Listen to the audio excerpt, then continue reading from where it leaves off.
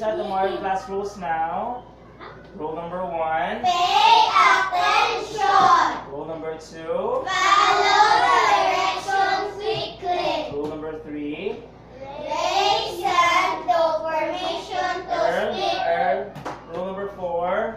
Use your own supplies. Rule number 5. Quiet noise. Rule number 6. Hands and feet together. Good. Earl, keep that one there. You do that later. Teacher, iibot niyo na ako dito balay. Yes, sa house na ha. Maglililugar maikot siya. Okay, hands on your lap now. Hands on your lap. I don't want to see hands on the table. Legs. Ay, Okay. hindi mag-ingon mo Filipino, hindi ko kasabot. Lap is not the Filipino, Julian. It's English. Okay. Yeah, last week, we learned about the expanded form of the numbers in words, and then the standard form of numbers, in which you answer several questions in your worksheets.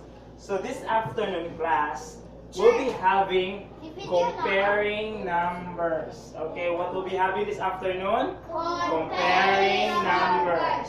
Okay.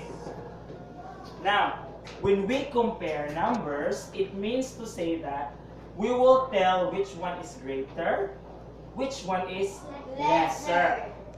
Okay.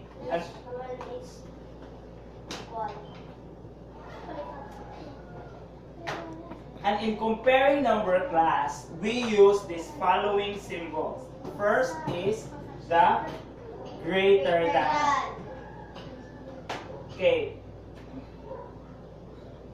Greater than. Greater than.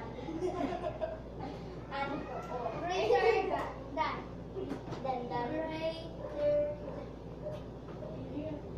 Julian? Greater than. Okay. Greater than. Greater than. Greater than. Greater than. Okay, what is this? What symbol is this again? Greater Okay, than. when we say greater than, it means mas dako or dako pa. This one is less than. Less than or lesser than, that's just the same.